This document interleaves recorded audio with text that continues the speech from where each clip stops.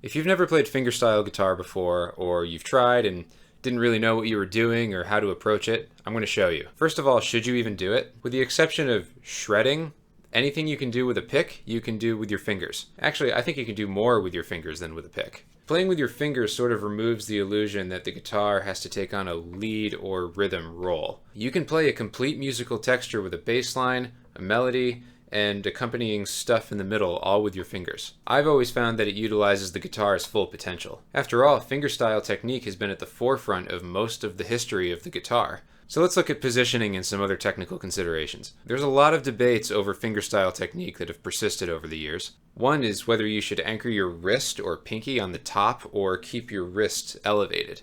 Chet Atkins played with his wrist and pinky anchored. Tommy Emmanuel does. Lots of prolific players do. I find this to be very inhibiting for a lot of reasons. First of all, it limits your range of motion. Do this. Now do this. Which one's harder? As for the wrist, by putting it straight down on the guitar, you're slightly hyperextending your wrist and putting some pressure on crucial tendons. The muscle systems you use to bend your finger joints extend all the way up your forearm. If you kink your wrist, you're choking your hand. But hey, Chet Atkins and Tommy Emmanuel are legendary guitarists. Their technique obviously works for them. I can't really make a case against them unless Tommy is dealing with a playing injury I don't know about. I have extensive training in classical guitar, so of course I have a lot of biases and convictions when it comes to technique. I keep the top of my wrist basically flat with a slight arch. My fingers are on the strings and my forearm rests on the lower bout. I talked about this positioning in a previous video on basic classical guitar posture, so I won't rehash it too much. But the advantage here, in my view, is that you're not inhibiting any motions. You may find it less secure than laying your wrist down at first, but with some practice you'll find that it's basically a non-issue. There's a technique in classical guitar playing called sequential planting. It's kind of at the center of all classical guitar technique, so if you master this early, you're really setting yourself up for success. And by the way, the fingers on your right hand are named P, I, M, and A. You don't really use your pinky because it's so much shorter than all the other fingers. Let's say you're playing an arpeggio. The idea here is that as you pluck one string, whatever finger you're going to use to pluck the next string prepares on that string. So say I'm plucking the third string with my I finger, and next I'm plucking the second string with my M finger. As I pluck with I, M prepares. It's a simultaneous action. You should be able to do this with any pair of fingers. This is actually the secret to playing really fast arpeggios with your right hand.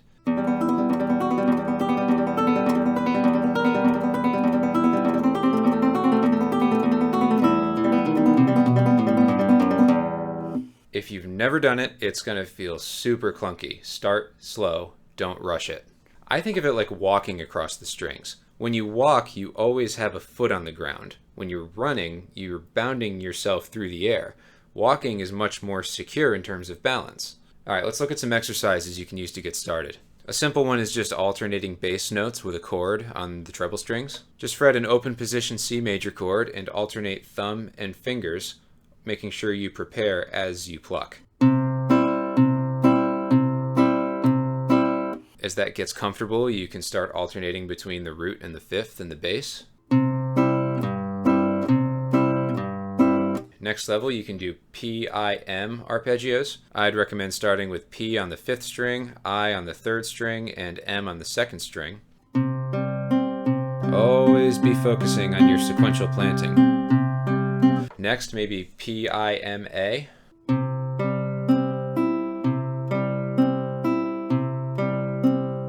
This one is a bit tougher, I-M-A. Whenever you're only using your fingers, your thumb should rest on a bass string for balance. Even tougher is I-M-A-M.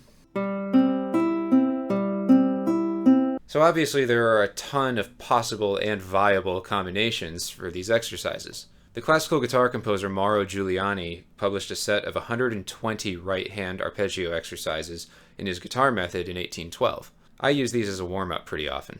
They're a bit stylistically dated, but the mechanics still apply today, and they're a great resource for someone just getting started in fingerstyle guitar. They're public domain, so you can find a free PDF of them online if you just search Mauro Giuliani 120 right-hand studies. So hopefully that's enough to at least get you started. There's a lot of bad or unhelpful advice out there, and it's hard to sort out the good stuff sometimes. And when it comes to playing technique, I think you should be especially wary of people who might not know what they're talking about. And to be clear, I don't say that to act like I know everything. I just hate to see guitarists develop bad technique habits that could lead to an injury down the road. So, no matter what, a new technique will feel awkward to you. But if you ever experience pain or discomfort, don't power through it. Stop and assess what you're doing. That saying, play through the pain, is just bad advice. So, I hope that was helpful. Thanks for watching, and I will see you next week.